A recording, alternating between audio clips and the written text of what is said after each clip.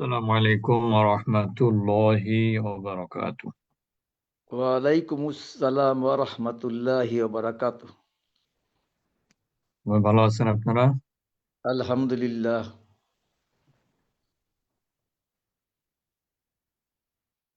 আমরা কি দাওয়াত খাওয়াত দিছিলাম তো মানুষদেরকে নাকি?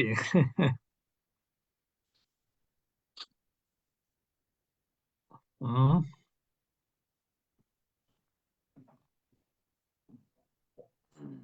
আচ্ছা। আলহামদুলিল্লাহি রাব্বিল আলামিন ওয়াসসালাতু ওয়াসসালামু আলা আশরাফিল আমবিয়াই ওয়াল মুরসালিন ওয়া আলা আলিহি ওয়া আসহাবিহি আজমাইন। শুকরিয়া আদায় করছি মহান রব্বুল আলামিনের দরবারে, যিনি আমাদেরকে আজকের এই ক্লাসে উপস্থিত থাকার তৌফিক দিয়েছেন। আলহামদুলিল্লাহ। আলহামদুলিল্লাহ। অনেকেই ক্লাসে থাকতে চান, মেসেজ দেন, কিন্তু পরে আর থাকতে পারেন না। এটার কারণ আসলে মানুষ যখন ভালো কিছু করতে চায় তখন শয়তান তাকে এমন ভাবে তার চারিদিক থেকে আষ্টে পৃষ্ঠে জড়িয়ে রাখে, এত ব্যতিব্যস্ত রাখে যে কোরআনের ক্লাসে মানুষের আসার সময় হয় না। তো এই জন্য আল্লাহর কাছে আসসালামু আলাইকুম ওয়া রাহমাতুল্লাহি ওয়া বারাকাতুহু। ওয়ালাইকুম আসসালাম ওয়া রাহমাতুল্লাহি ওয়া বারাকাতুহু। তো এই জন্য আল্লাহর কাছে সাহায্য চাইতে হবে। আল্লাহর জন্য আমাদেরকে কোরআনের ক্লাসে রেগুলার থাকার তৌফিক দেন, এই জন্য আল্লাহর কাছে সাহায্য চাইতে হবে। আল্লাহ তাআলা সাহায্য করলে শয়তান আমাদেরকে মিসগাইড করতে পারবে না, ইনশাআল্লাহ। ইনশাআল্লাহ। ইনশাআল্লাহ। আমরা যারা ক্লাসে উপস্থিত আছি সবাই তো আমরা মোটামুটি কিছু ক্লাস করেছি, বা নতুনও আছেন আপনারা কিছু। তো আমরা একটু দোয়া পড়ে আমরা ক্লাস শুরু করব। আমরা কোনো ভূমিকা আজকে রাখবো না। أعوذ بالله من الشيطان الرجيم.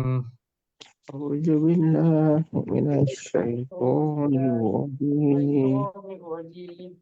بسم الله الرحمن الرحيم. বিসমিল্লাহির الرحمن الرحيم. رب اشرح لي صدري رب اشرح لي صدري ويسر لي أمري ويسر لي أمري واحلل عقدة من لساني واحلل عقدة من لساني يفقه قولي. يفقهوا قولي. رب زدني علما. ربي زدني علما. আমরা শুরুতেই আল্লাহর কাছে সাহায্য চাইলাম, আল্লাহর কাছে বললাম যে আল্লাহ, আপনি আমার সাহসকে বাড়িয়ে দেন। যদি এখানে অর্থ করা হয়েছে আমার বক্ষকে প্রশস্ত করে দিন, আসলে মানুষের বক্ষ তো আর প্রশস্ত হয় না, মানুষের সাহসকে বাড়াতে হয়, ঠিক না? ওয়ায়াসসির লি আমরি, এবং সহজ করে দিন আমার কাজকে। আমি যে কোরআন তেলাওয়াত শিখতে চাই সেই কাজটাকে আপনি সহজ করে দিন। আমার প্রাত্যহিক সকল কর্মকাণ্ড, যে কর্মকাণ্ডগুলো আপনার সন্তুষ্টির উদ্দেশ্যে আমি করব, সকল কর্মকাণ্ড যেন আমার জন্য সহজ হয়। ওয়াহলুল উকদাতাম মিন লিসানি, এবং দূর করে দিন, উকদাতান মানে হচ্ছে জড়তা, মিন লিসানি আমার জিহ্বা।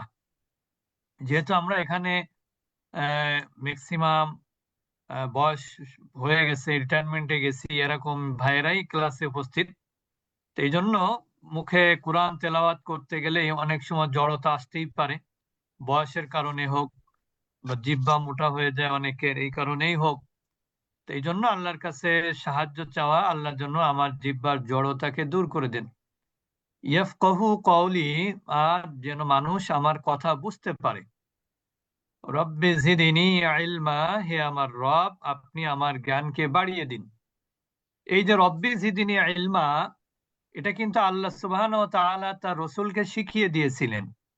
আল্লাহ রসুলের উপর যখন কোরআন নাজিল হচ্ছিল, তখন আল্লাহ রসুল এই কোরআন মুখস্থ নিয়ে খুবই মানে ব্যতিব্যস্ত হয়ে পড়লেন এবং উনি আশঙ্কা করলেন যে আমি কোরআন ভুলে যাব, যতটুকু পড়েছি এতটুকু আর মনে রাখতে পারবো না। আল্লাহ সুবহানাহু ওয়া তাআলা তখন বলেছিলেন, ইন্না আলাইনা জামআহু ওয়া কুরআনা, নিশ্চয় কোরআনের হেফাজতের দায়িত্ব কার? তোমার মুখস্থ রাখার দায়িত্ব আমার। তারপরেও তার এই ব্যতিব্যস্ততার কারণে আল্লাহ সুবহানাহু ওয়া তাআলা তাকে বললেন, তুমি বলো রব্বি জিদিনি ইলমা, ربي অর্থাৎ আমার زدني জ্ঞানকে علما বাড়িয়ে দিন। অর্থাৎ আল্লাহ যদি সাহায্য করেন তাহলে সবাই অবশ্যই পারবে। ربي তা زدني আমাদের এই ক্লাসটা আসলে মূলত আমরা যেটা দেখতে পাই, সেটা যদি ধারাবাহিক ক্লাস করতে পারি তাহলে দেখা যায় আমাদের 16টা ক্লাসে তাসবিদের যে মৌলিক বিষয় সেইগুলো আমরা মোটামুটি শেষ করতে পারি। আর সেই মৌলিক বিষয়ের মধ্যে সব থেকে গুরুত্বপূর্ণ হচ্ছে মাখরাজ, তারপরে হচ্ছে কি মাদ, তারপরে গুন্না, এইগুলো আর কি। তো মাখরাজটা হচ্ছে বেশি গুরুত্বপূর্ণ, এরপরেই হলো আপনার মাদ। আমরা আগেও বলেছি যে মাদ হচ্ছে এত বেশি গুরুত্বপূর্ণ যে আপনি যদি মাদের কোনো ভুল করেন তাহলে কিন্তু আপনার কি হবে না, আপনার নামাজ ভঙ্গ হওয়ার সম্ভাবনা থাকবে। তো এই জন্য আমরা মাদের বিষয়টা অনেক গুরুত্ব দিব। যেমন আমরা আগেও বলেছি এই কথাটা যে যেখানে মাদ আছে সেখানে মাদ না করলে একরকম অর্থ হয়, যেখানে মাদ নাই সেখানে মাদ করলে আবার ভিন্ন অর্থ হয়। যেমন দেখেন এখানে কিন্তু মাদ আছে, এই লা, এটার অর্থ হলো কি না। এখন আপনি যদি এখানে মাদ না করেন তাহলে এর অর্থ হবে কি অবশ্যই। কি অর্থ হবে? অবশ্যই অবশ্যই, অথবা জন্য, এই ধরনের অর্থ হবে। অর্থাৎ এই অর্থটা কিন্তু নিচের, অর্থাৎ এই যে যে লা, এটার অর্থই কিন্তু অবশ্যই, অথবা লা মানে কি জন্য। জন্য যেমন দেখেন আপনারা সূরা আসরের মধ্যে পড়েন, ওয়াল আসরি ইন্নাল ইনসানা লাফি, এখানে লাফি মানে কি জানেন? অবশ্যই অবশ্যই মধ্যে। লাফি মানে কি অবশ্যই অবশ্যই মধ্যে, কি মধ্যে?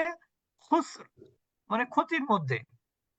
তাহলে দেখেন আপনি যেখানে মাদ আছে সেখানে মাদ না করলে সেখানে অর্থ হয় অবশ্যই অথবা জন্য, কিন্তু যেখানে মাদ নাই সেখানে যদি মাদ করেন তাহলে এর অর্থ কি হবে? না, অর্থাৎ বিপরীত হয়ে যাবে অর্থ। একইভাবে যেমন দেখেন আনা, এ আনার অর্থ কি? এ আনা আমার অর্থ হলো আমি, আমি কিন্তু এই আনাতে কিন্তু মাদ করা যাবে না, সেটা অন্য কেস। কিন্তু এই আনা এবং এই আনা, এই দুই আনার মধ্যে কি আছে? পার্থক্য আছে। এই আনার কোনো অর্থই নাই, এই আনার এইভাবে কোনো আনা লেখা হয় না। এখন আপনি যদি এখানে যদি মাদ এমনি হবে না, এই জন্য এটার ব্যাপারে আর বেশি কিছু বলার নাই। তারপর অনেক সময় দেখবেন মা, মা আগনা, আছে না? মা আগনা আনহু, মা আগনা আনহু। এখানে মা অর্থ কিন্তু অনেক কোন কোন সময় মা অর্থ হয় না, কখনো মা অর্থ হলো যা, কখনো মা অর্থ হলো কি, প্রশ্ন করা হয়। বুঝতে পেরেছেন? তাহলে মা অর্থ হলো না, মা অর্থ হলো যা, মা অর্থ হলো কি। তো এইগুলো হচ্ছে আমাদের গুরুত্বপূর্ণ বিষয়, যে আপনার মাদটা এত বেশি গুরুত্ব যে আপনি মাদের ভায়োলেশন যদি হয় তাহলে আপনার অর্থের পরিবর্তন ঘটে। তা আমরা আপনাদের একটা গুরুত্বপূর্ণ, যেহেতু আজকে প্রথম ক্লাস, কিছু গুরুত্বপূর্ণ তথ্য আপনাদেরকে আমরা দিতে চাই, যার কারণে যাতে আপনারা বুঝতে পারেন যে এই বিষয়গুলো কত গুরুত্বপূর্ণ। গুরুত্বপূর্ণ বিষয়টা একটা স্পেশালিস্টি, স্পেশাল স্পেশাল স্পেশাল, আচ্ছা ওটা মনে হয় খুঁজে পাবো কিনা। আচ্ছা দেখি, মনে হয় খুঁজে পাবো না আজকে, আগামী আগামী কোনো একদিন ইনশাল্লাহ আপনাদেরকে বলবো যে আমরা কেন তাজবিদ পেয়ে গেছি। হ্যাঁ, দেখেন, আমরা অনেকেই তাজবিদটাকে গুরুত্ব দেই না। আমরা মনে করি, আমরা অনেকের মুখে এই কথা শুনতে পাই, তারা বলে যে, অনেকে বলে যে কোরআন তাজবিদ জরুরি না। কোরআনের জরুরি বিষয় হলো কোরআন বুঝা, কোরআনের অর্থ জানা। এটা এক গ্রুপ আমরা বলি। এটা কারা বলে জানেন? তাদেরকে আপনি যতই কোরআন পড়তে বলেন, তারা কি করবে না? কোরআন পড়বে না। আবার এক গ্রুপ আমরা আছি, যারা আমরা কি বলি, কোরআন শুধু পড়ার জন্য, বোঝার জন্য না। আমরা দুই গ্রুপে কিন্তু আমরা কিসের মধ্যে আছি? ভুলের মধ্যে আছি। দুই গ্রুপে আমরা ভুলের মধ্যে আছি। তার কারণ হলো, আমি যদি, যারা বলে যে কোরআন পড়তে হবে না, শুধু বুঝতে হবে, অর্থ জানতে হবে, তাহলে সে কি শুধুমাত্র কোরআনের অর্থ দেখে দেখে শুধু অর্থটাই পড়বে? তাহলে তো অনেক কোরআন কিন্তু এখন বাজারে পাওয়া যায়, যেখানে কোরআনের একটা আয়াত নাই। কি আছে বলেন তো? শুধু অর্থ দেয়া আছে। এরকম কোরআন কিন্তু আছে, একটা আয়াত নাই কিন্তু অর্থ আছে। প্রত্যেকটা সূরার ধারাবাহিক সূরা দিয়ে সেই সূরাগুলোর অর্থ দেয়া আছে প্রত্যেকটা আয়াতের। আরেকটা হলো শুধু কোরআন, অর্থ নাই। এখন আমি যদি বলি, আপনি ডাক্তারের কাছে যদি যান, তাহলে আপনি প্রেসক্রিপশন, আপনি কি পড়তে না পারলে আপনি কি ওষুধ সেবন করতে পারবেন? বলেন। আপনি কিন্তু প্রেসক্রিপশনে যদি ভালো করে পড়তে না পারেন, তাহলে ঔষধ কিভাবে খেতে হবে, কোনটা কোনটা কিনতে হবে, এটা বুঝতে পারবেন না। ঠিক না? আবার প্রেসক্রিপশন পড়তে পারেন কিন্তু ঔষধের কাছে গেলেন না, ঔষধ কিনতে গেলেন না, তাহলে এই প্রেসক্রিপশন আপনার জীবনের যে সমস্যার জন্য আপনি গিয়েছেন, সেই সমস্যার কি সমাধান হবে? হবে না। তার মানে আপনাকে প্রেসক্রিপশন পড়া জানতে হবে, নিজে অথবা অন্যের কাছ থেকে পড়ে নিতে হবে, পড়ে সাথে সাথে কি করতে হবে? ঔষধও কিনতে হবে। তাহলে আপনার শরীরের যে রোগ ব্যাধি আছে, যে রোগ ব্যাধির জন্য আপনি ডাক্তার দেখিয়েছেন, তাহলে আপনার কাজে দিবে। তো কোরআন হচ্ছে আপনাকে আল্লাহর পক্ষ থেকে একটা গাইডলাইন। তো কোরআনকে আপনি যদি নিজে পড়তে না পারেন, শুধু অর্থ পড়ে কি কোরআনের হক আদায় হবে? কোরআনের হক আদায় হবে না। কারণ কোরআন তেলাওয়াত তো আপনাকে, কোরআন নামাজের মধ্যে তেলাওয়াত করতে হয়, অনেক ক্ষেত্রে কোরআন তেলাওয়াত করতে হয়। এই জন্য কোরআন তেলাওয়াত, বিশুদ্ধ তেলাওয়াতটা জরুরি। আমাদের ক্ষেত্রে যে ভুলটা ম্যাক্সিমাম হয়, সেটা হচ্ছে লাহান। লাহান অর্থ হচ্ছে ভুল পড়া। লাহান অর্থ কি? ভুল পড়া। কোরআন মাজিদ তাজবিদের সাথে আদায় না করে পড়াকে লাহান বলে। আমরা একটু খেয়াল করব, কোরআন মাজিদকে তাজবিদের রুলস মেনে না পড়াকে কি বলে? লাহান বলে। আবার কেউ কেউ আমরা কিন্তু বলি লিহান। তা লাহান দুই প্রকার, একটা হচ্ছে লাহানে জালি, আমরা অনেকে বলি লাহানে জলি, উচ্চারণটা জালি। লাহানে খফি, লাহানে জলি হলো প্রকাশ্য ভুল বা মারাত্মক ভুল। খেয়াল করেন, লাহানে জালি কি? প্রকাশ্য ভুল বা মারাত্মক ভুল। লাহানে খফি হলো ছোট ভুল বা সূক্ষ্ম ভুল। এখন কোন ভুলের জন্য আমাদের কি ক্ষতি হবে সেটা আমরা জানবো। লাহানের জালি হচ্ছে কি ভুল? মারাত্মক ভুল। লাহানে খফি হলো সূক্ষ্ম ভুল। এখন বলা হচ্ছে, দেখেন, লাহানে জালি যেটা, যে ভুলের কারণে অর্থের পরিবর্তন ঘটে। প্রথম কি? অর্থের পরিবর্তন ঘটে। কোরআন মাজিদ লাহানে জলি পড়া হারাম ও কুফরি। খেয়াল করেছেন? এটা তো আমার বানানো জিনিস না, কিন্তু একটা বইয়ের পিডিএফ আর কি। তাহলে কোরআন মাজিদ লাহানে জলি পড়া কি? হারাম ও কুফরি। নামাজে লাহানে জলি পড়লে নামাজ ফাসিদ হয়ে যায়। ফাসিদ মানে নামাজ নষ্ট হয়ে যায়, এবং ওই নামাজকে পুনরায় পড়তে হয়। তাহলে ভুলটা কি? নাহলে জলি যদি ভুল হয়, তাহলে কি কি সমস্যা হচ্ছে? অর্থের পরিবর্তন ঘটে যাচ্ছে, এটা পড়া হারাম, কুফরি। লাহানে জলি পড়লে নামাজ নষ্ট হয়ে যায়, এবং ওই নামাজকে পুনরায় আবার আদায় করতে হয়। এবার আমরা যাব, আচ্ছা এরপরে আমরা যাব লাহানে জালির 6 প্রকার ভুল। দেখেন খেয়াল করেন, লাহানের জলি আমরা তো বললাম যে ভুল, কিন্তু কি কি ভুল, যেমন কি ধরনের ভুল লাহানের জলি। 1 নাম্বার, এক হরফের স্থলে অন্য হরফ পড়া। এটা কিন্তু আমাদের হয়, কিসের কারণে হয় বলেন তো? আমরা যদি মাখরাজটা ঠিকভাবে আদায় না করতে পারি। এই ভুলটা কিসের কারণে হয়? মাখরাজ। মাখরাজের কারণে। যেমন আলহামদু, খেয়াল করি আমরা, আলহামদু এর অর্থ কি? সমস্ত প্রশংসা আল্লাহর জন্য। এর স্থলে আপনি বললেন কি? আলহামদু। আল হামদু এর অর্থ হলো সমস্ত আবর্জনা আল্লাহর জন্য। নাউজুবিল্লাহি মিন যালিক। আপনারা শুনছেন আমার কথা? জি উস্তাদ জি। তাহলে লাহানের জলির প্রথম ভুলটা হচ্ছে কি? এক অক্ষরের জায়গায় অন্য অক্ষরের উচ্চারণ। যেমন হা, গলার মধ্যে যে হা, গলার মধ্যখান থেকে সেই হা না বলে এই হা বলা। তাহলে অর্থ কি হয়? এই হা বললে সমস্ত আবর্জনা হয়, প্রশংসার না বরং আবর্জনা। এটা একটা বড় ধরনের ভুল। এরপরে দেখেন কুল হুয়াল্লাহু আহাদ। কুল হুয়াল্লাহু আহাদ, এই কুল অর্থ কি? তুমি বলো। আর এই কুল অর্থ হলো তুমি খাও। তাহলে কুল হুয়াল্লাহু আহাদ, আল্লাহ বলছেন কুল, আর আপনি বলছেন কি? কুল। তাহলে আল্লাহ বলছেন রসুলকে তুমি বলো, আর আপনি বলছেন রসুলকে তুমি খাও। তাহলে কি ভুল হলো না? এটাও কিন্তু মাখরাজগত ভুল। 2 নাম্বার হলো এক হরফের স্থলে অন্য এক হরকতের স্থলে, হরকত তো জানেন জবরজের পেশ, অন্য হরকত উচ্চারণ করা। যেমন আনআমতা, এখানে আইন, আনআমতা জবর, এই তা মানে কিন্তু তুমি, তুমি যে নিয়ামত দিয়েছো। আর আনআমতু, তু মানে হলো আমি।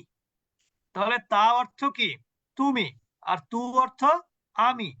এখন আল্লাহ সুবহানাহু ওয়া তাআলা বলছেন আনআমতা আলাইহিম, আর আপনি বলছেন আনআমতু আলাইহিম। আপনি বলবেন আল্লাহকে তুমি যে নিয়ামত দিয়েছো, সেই জায়গায় আপনি কি বলছেন? আমি আমি যে জানি। নিয়ামত তোমাকে দিয়েছি। তাহলে কি হয়ে গেল? আল্লাহকে কি আপনি নিয়ামত দিতে পারেন? পারেন না। তাহলে দেখেন এটাও একটা বড় ধরনের ভুল কিন্তু, যে তুমি নিয়ামত দিয়েছো না বলে আমি তোমাকে নিয়ামত দিয়েছি বলা।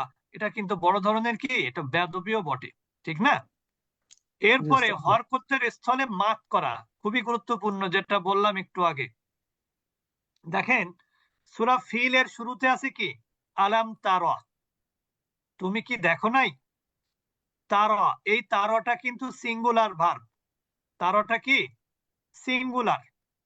আর যদি এখানে আপনি মাত করেন আলাম তারা, তাহলে এটা দ্বিবচন হয়ে যাবে, ডুয়েল। এটা কি হবে? দ্বিবচন। তার মানে আপনি তখন অর্থ বলছেন কি? তোমরা দুজন কি দেখো নাই? তোমরা দুজন কি দেখো নাই? কাকে বলছেন বলেন তো? আল্লাহর পক্ষ থেকে বলছেন। হ্যাঁ, আল্লাহ বলছেন আলাম তারা, তুমি কি দেখো নাই? আর আপনি বলছেন কি? আলাম তারা, তোমরা দুইজন কি দেখো নাই? দেখোনি? বুঝতে পেরেছেন এবার? তো এটা মাদের বিষয়, খুবই গুরুত্বপূর্ণ। এরপরে মাদের স্থলে মাদ না করে হরকত পড়া। মাদের স্থলে মাদ না করে কি করা? হরকত পড়া। যেমন লা ইলাহা ইল্লাল্লাহ, এই লা, এটা হচ্ছে এর অর্থ কি? লা মানে নাই। লা অর্থ কি? নাই। নাই ইলাহা, ইলাহা ইলা, আল্লাহ ইল্লাল্লাহ, ইল্লাল্লাহ আল্লাহ ব্যতীত। ইল্লাল্লাহ। তাহলে এখানে অর্থ হচ্ছে আল্লাহ ব্যতীত কোনো ইলা মাবুদ নাই। নেই, ইলাহ নেই। আল্লাহ ব্যতীত কোনো ইলা নাই। কিন্তু আপনি যদি মাদ না করেন তখন অর্থটা দেখেন ভয়ঙ্কর অর্থ। লা ইলাহা ইল্লাল্লাহ, লা ইলাহা ইল্লাল্লাহ, তখন অর্থ হবে কি জানেন? নিশ্চয়ই আল্লাহ ছাড়া ইলা আছে। নাউজুবিল্লাহ। নাউজুবিল্লাহ।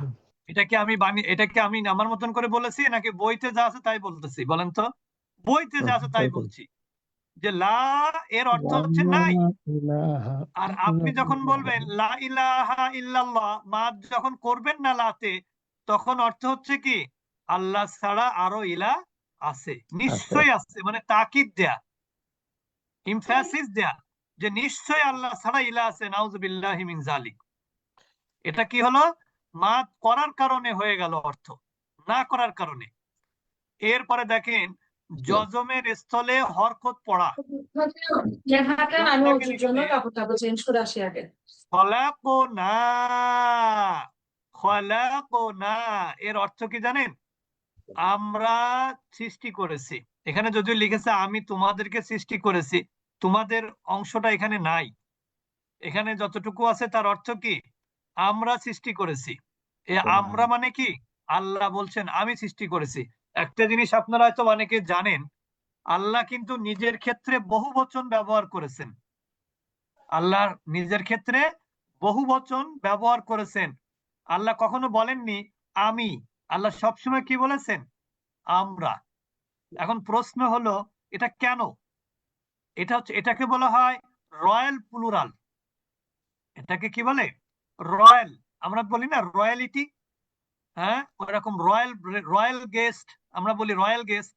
ওরকম আল্লাহর ক্ষেত্রে এগুলোকে বলা হয় রয়্যাল প্লুরাল। অর্থাৎ আল্লাহর ক্ষেত্রে আল্লাহ সবসময় প্লুরাল ভার্ব, প্লুরাল সর্বনাম, হ্যাঁ প্রোনাউন প্লুরাল ব্যবহার করেছেন সব সময়। তা এই জন্য এখানে খলাকোনা শাব্দিক অর্থে হলো আমরা, কিন্তু যেহেতু কথাটা আল্লাহ বলেছেন এই জন্য এর অর্থ কি হবে? আমি সৃষ্টি করেছি। আর এইখানে যদি আপনি খলাক না না বলে খলাক কনা যদি বলেন, খেয়াল করেন খলাকোনা কফের উপরে সুকুন, কফের উপরে সুকুন না দিয়ে আপনি কি করলেন? কফের উপরে জবর দিলেন। তাহলে এর অর্থ হয় তিনি আমাদেরকে সৃষ্টি করেছেন, তিনি আমাদেরকে সৃষ্টি করেছেন। তাহলে অর্থ দেখেন ভিন্ন। খলাকোনা এর অর্থ হলো কি আমি বা আমরা সৃষ্টি করেছি। আর খলাকনা এটার অর্থ হলো তিনি বা সে আমাদেরকে সৃষ্টি করেছেন। অর্থ কিন্তু ভিন্ন, হরকত চেঞ্জ হলে অর্থ ভিন্ন হয়ে যায়। এরপর হরকতের স্থলে যজম উচ্চারণ করা, যেমন ওয়ালিয়াদিন কোন সূরার মধ্যে আছে?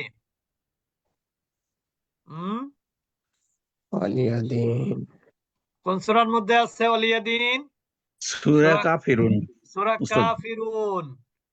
সূরা কাফিরুনের মধ্যে কিন্তু আছে ওয়ালিয়াদিন, যে আমার জন্য আমার কর্মফল। দিন মানে কিন্তু এখানে জীবন ব্যবস্থা না, এখানে দিন অর্থ কি কর্মফল, প্রতিফল।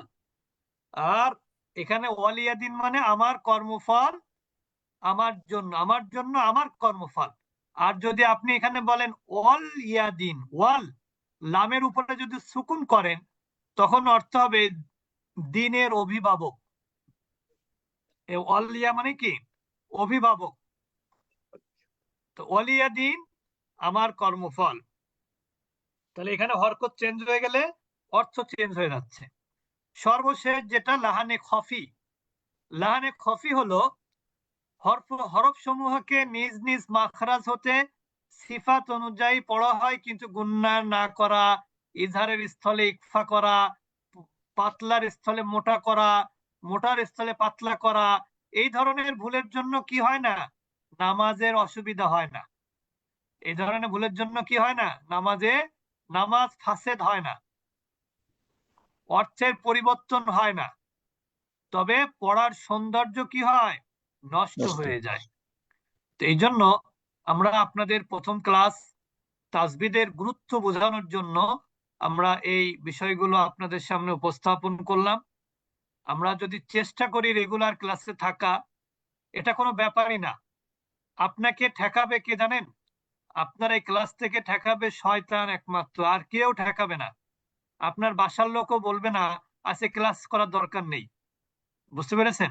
এই জন্য আল্লাহর কাছে সাহায্য চাইতে হবে, আল্লাহর কাছে বলতে হবে যে আল্লাহ যেন আমাদেরকে সাহায্য করেন। আল্লাহ সাহায্য করলে দুনিয়ার কারোর ক্ষমতা নেই আপনার ক্ষতি করার।